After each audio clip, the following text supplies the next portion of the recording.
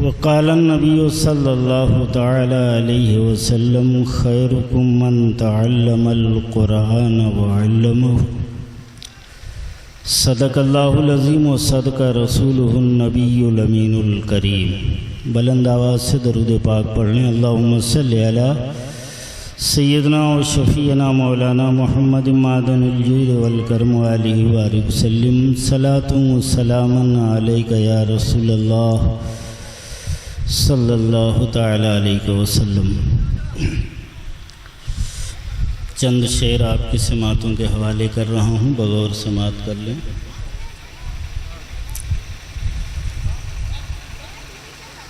کوئی سلیقہ ہے آرزو کا، کوئی سلیقہ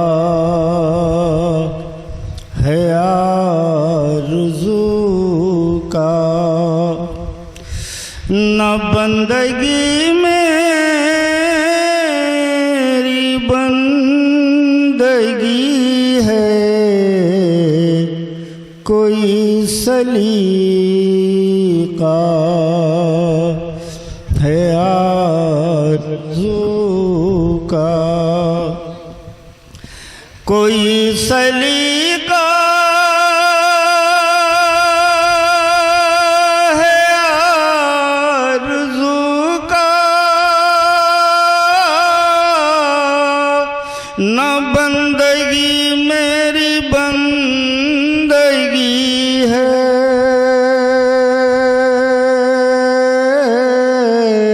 یہ سب تمہارا کرم ہے آقا، یہ سب تمہارا کرم ہے آقا، کہ بات اب تک بنی ہوئی ہے، یہ سب تمہارا کرم ہے آقا. شعر سماعت فرما لیں. کسی کا احسان کیوں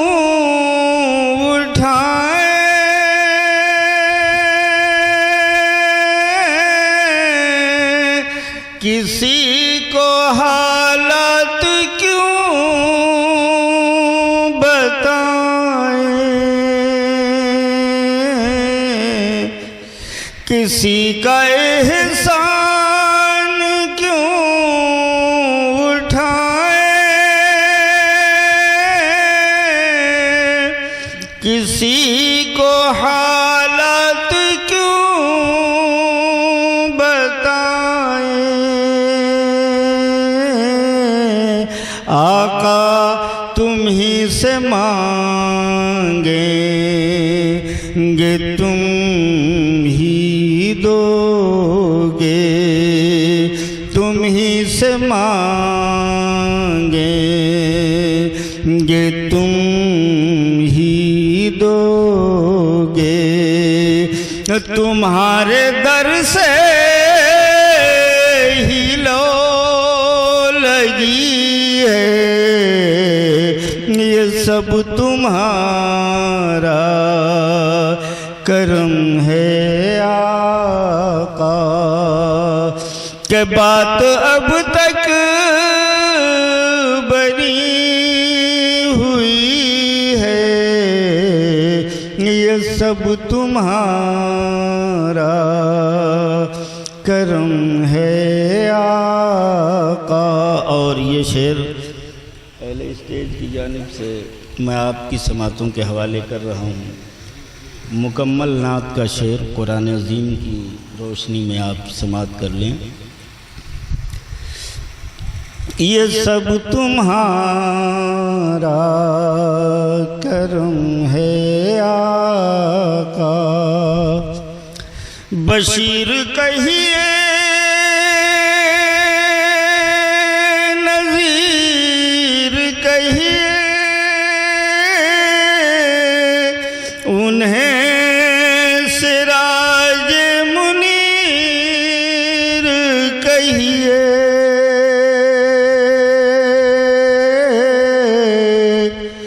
بشیر کہیے نذیر کہیے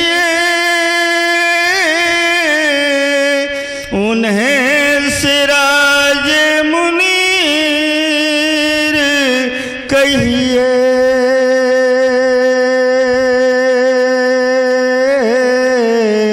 جو سر بسر ہے کلام ربی، جو سر بسر ہے کلام ربی، وہ میرے آقا کی زندگی ہے، جو سر بسر ہے کلام ربی، وہ میرے آقا کی زندگی ہے، یہ سب تمہارا کرم ہے آقا۔ حضرات، بڑی خوشی کی بات ہے کہ جس ادارے سے ان بچوں نے فراغت حاصل کی ہے اس ادارے کی خدمت یہاں کا پورا اسٹاف، بالخصوص حضرت العلام حضرت مولانا محمد عالم صاحب قبلہ نے ہم لوگوں کے ساتھ 30 سال رہ کر وہاں پرنسپلی کا کام انجام دیا، اور ان کی ماتحتی میں رہ کر کے ہم لوگ کام انجام دیتے رہے، اور انہوں نے نہ جانے کیوں ہم لوگوں سے گھٹن محسوس کیا، کیا کیا ہم لوگ آج تک پتہ ہی نہیں پائے۔ ہمیں چھوڑ کر 4 سال پہلے تشریف لے آئے، اس بات کا قلق ہمیشہ رہتا ہے۔ یہ انہی کی دعاؤں اور محنتوں اور کاوشوں کا ثمرہ ہے کہ آج اہل سمن پور پر نظر دوڑا کر کے آپ دیکھیں تو میرا خیال ہے شاید کوئی گھر بچا ہوگا، ورنہ حافظ قرآن عالم دین، حافظ قرآن عالم دین یہ حضرت سابق پرنسپل صاحب قبلہ ہی کی محنتوں اور کاوشوں کا نتیجہ ہے کہ آپ کے گھروں میں پہنچ کر تبلیغ کر کے جیسے بھی آپ کو راستے پر لائے۔ ایک ماحول ہے، اگر یہ سوال کیا جائے جنرل نالج میں کہ امبیڈکر نگر میں کون سا ایسا گاؤں ہے جہاں پر علماء اور حفاظ کی بھرمار ہے، تو نام انشاءاللہ سمن پور کا ہے۔ شعر آپ سماعت کر لیں۔ یہ بہت بڑی نعمت ہے، بہت بڑی رحمت ہے اللہ کی کہ وہ جس پر راضی ہوتا ہے تو اسے علم سے نواز دیتا ہی، اللہ کی بہت بڑی رحمت ہے۔ شعر آپ سماعت کر لیں۔ عطا کیا مجھے کو درد الفت،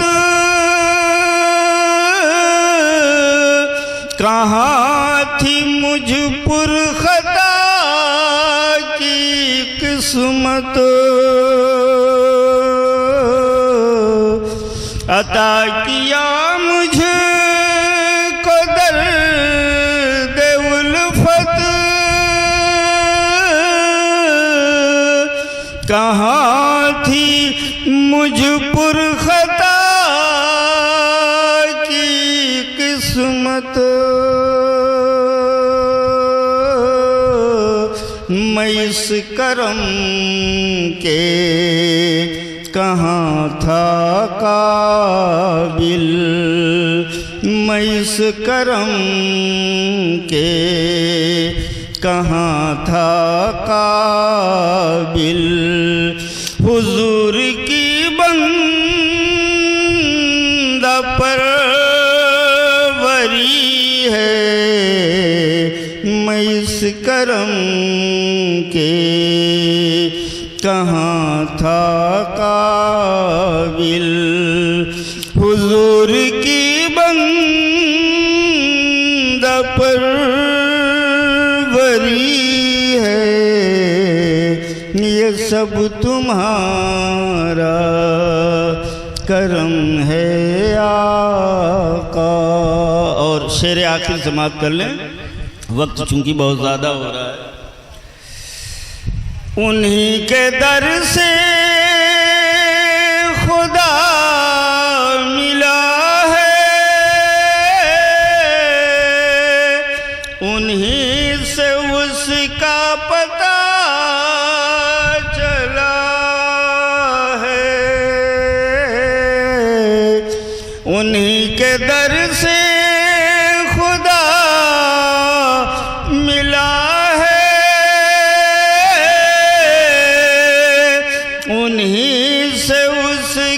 پتہ چلا ہے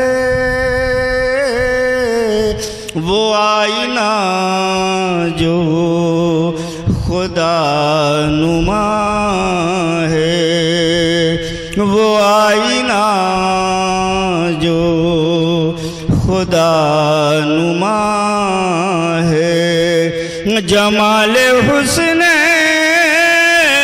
حضور ہی ہے، یہ سب تمہارا کرم ہے آقا، کہ بات اب تک بنی ہوئی ہے،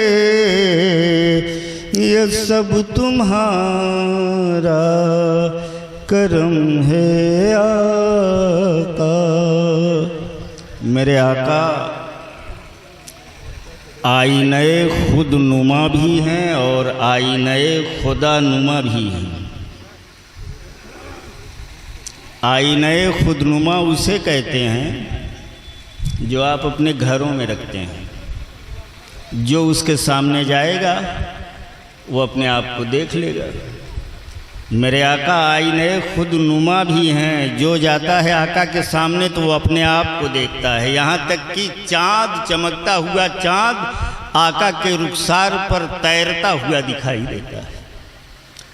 اور میرے آقا آئینہ خدا نما بھی ہیں، ایسے آئینہ ہیں کہ اگر آقا سے منسوب ہو جاؤ، آقا کے در کی گدائی حاصل کر لو تو میرے آقا خدا تک آپ کو پہنچا دیں گے۔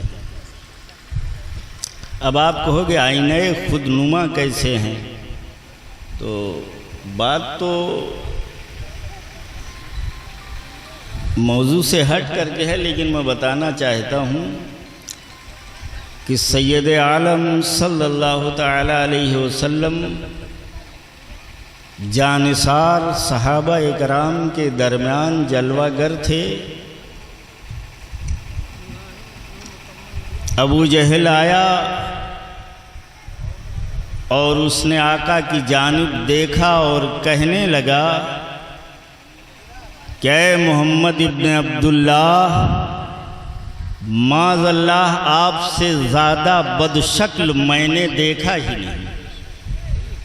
میرے آقا نے کہا کہ تو نے سچ کہا۔ دشمن رسول تھا، غدار رسول تھا، اس نے کہا کہ آپ سے زیادہ بدشکل میں نے دیکھا ہی نہیں۔ آقا نے فرمایا صدقتا ہے ابو جہل، تو نے صحیح کہا ہے۔ صحابہ اکرام حیران و پریشان، یہ آقا کیا فرما رہے ہیں؟ تھوڑی ہی دیر میں حضرت سیدنا صدیق اکبر رضی اللہ تعالیٰ عنہ، ہم مسلمانوں کے سنیوں کے خلیفہ اول، وہ خلیفہ جس کے تعلق سے آقا ارشاد فرماتے ہیں افضل البشر بعد الانبیاء، یعنی نبیوں کے بعد سب سے افضل و اعلیٰ انسان ہیں، وہ جب نبی کے سامنے تشریف لاتے ہیں تو آقا کی بارگاہ میں عرض کرتے ہیں آقا فدا کا ابی و امی یا رسول اللہ، اے آقا نعمت آپ پر میرے ماں باپ قربان ہوں، میں نے آپ سے زیادہ حسین و جمیل دیکھا ہی نہیں، میں نے آپ سے زیادہ خوبصورت دیکھا ہی نہیں۔ میرے آقا نے فرمایا اے صدیق اکبر تم نے سچ کہا۔ صحابہ اور زیادہ حیرت زدہ ہو گئے۔ ایک آیا بولا آپ سے زیادہ بدشکل نہیں دیکھا، آقا نے فرمایا سچ کہا۔ صدیق اکبر آئے بولے آپ سے زیادہ حسین و جمیل نہیں دیکھا، آقا نے فرمایا سچ کہا۔ میرے آقا یہ بتانا چاہتے ہیں، سمجھانا چاہتے ہیں کہ اے لوگو دونوں کے قول سچے ہیں، وجہ یہ ہے کہ یہ میرا چہرہ آئینہ خود نما ہے۔ ابو جہل جب اپنی بدصورتی کو لے کر کے میرے سامنے آیا تو اسے بدصورتی نظر آئی، اس نے اپنا سراپا دیکھ کر کے سمجھا کہ میں نے نبی کو دیکھا اور یہ کہہ دیا کہ آپ سے زیادہ بدصورت میں نے نہیں دیکھا۔ اور صدیق اکبر جب میرے سامنے آئے تو عقیدت و محبت میں ڈوب کر کے آئے، انہوں نے اپنا حسین چہرہ میرے چہرے پر دیکھا، آئینہ خودنما پر دیکھا تو کہہ دیا آپ سے زیادہ حسین و جمیل نہیں دیکھا، تو میں نے کہہ دیا کہ تو نے سچ کہا۔ بات حقیقت میں یہ ہے کہ جو جیسا چہرہ میرے سامنے لے کر کے آتا ہے اسے ویسا ہی تو نظر آئے گا۔ تو میرے بھائی، اسی آقائے نعمت کی بارگاہ میں خراج عقیدت پیش کرنے کے لیے آج علماء کرام کا ایک جمع غفیر یہاں پر موجود ہے۔ میں زیادہ وقت آپ کا نہیں لوں گا، 2-4 منٹ، بہت زیادہ 5-7 منٹ رخصت ہو جاؤں گا۔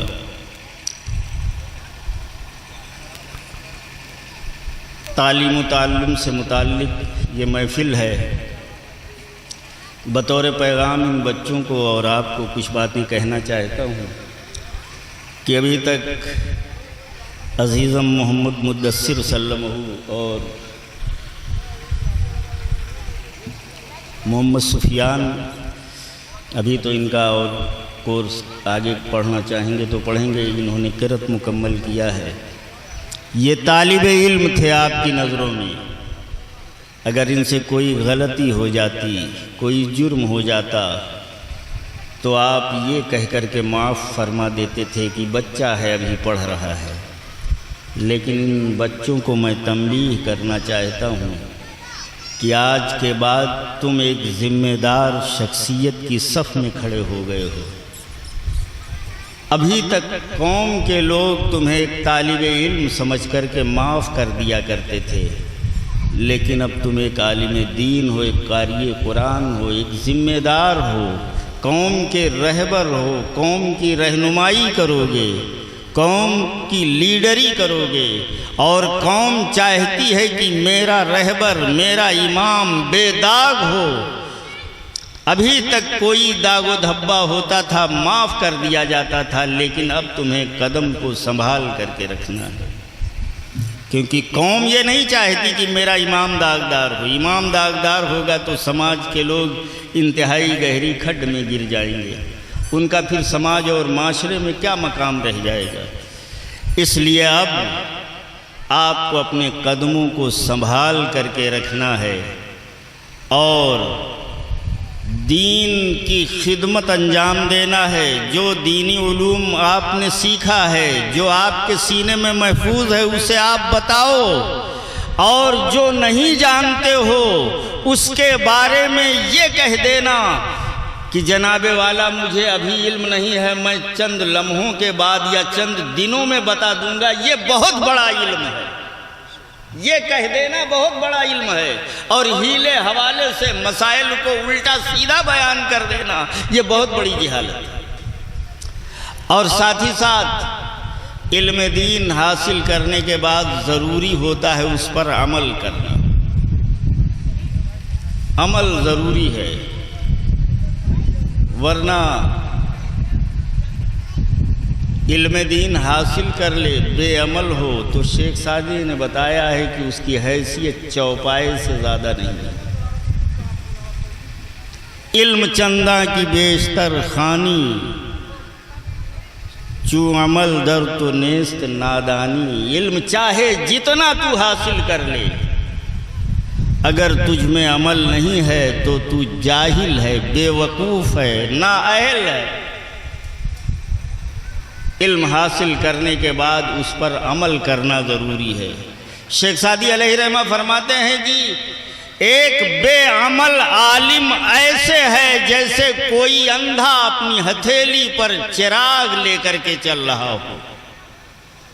اگر کوئی اندھا چراغ لے کر کے چل رہا ہے، سامنے نالا آ گیا تو کیا وہ چراغ بچا لے گا؟ نہیں بچا پائے گا، وہ نالے میں لڑھک جائے گا۔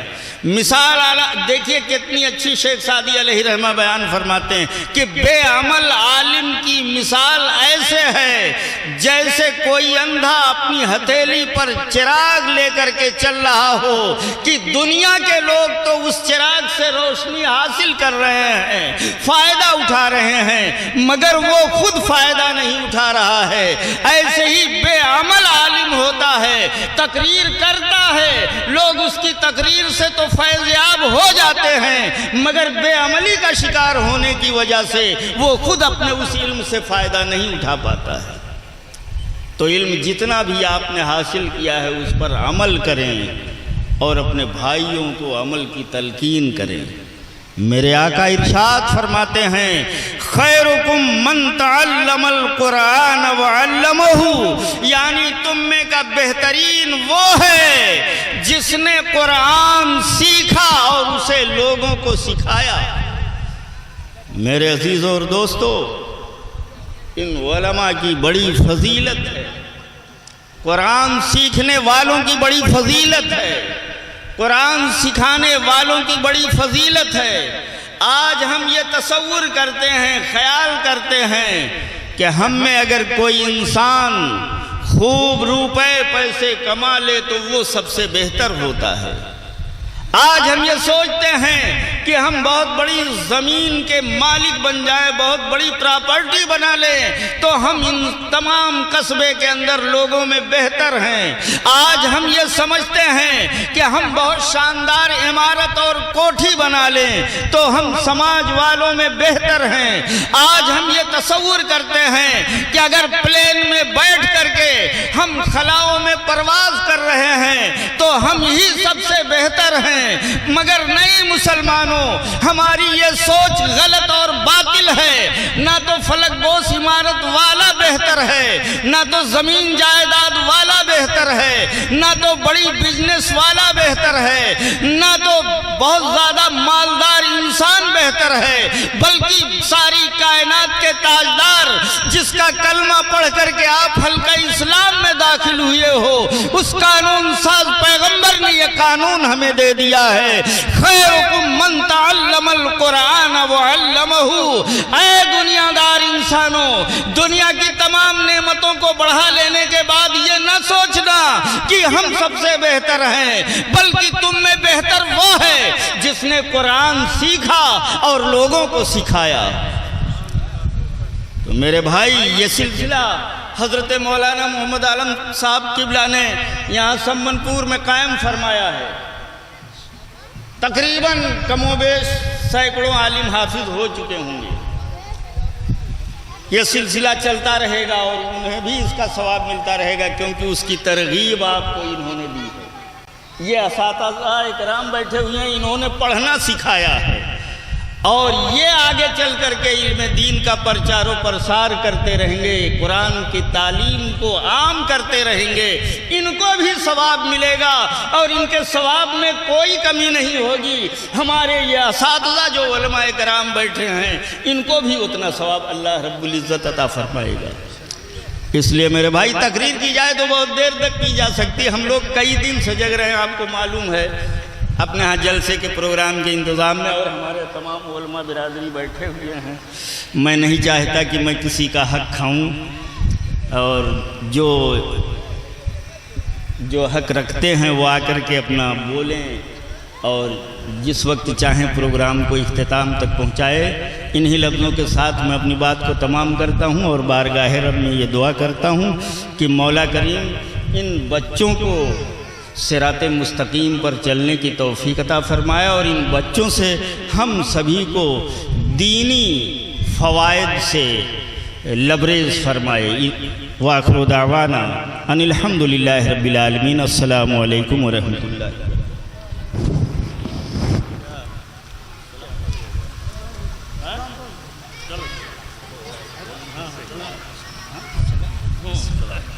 السلام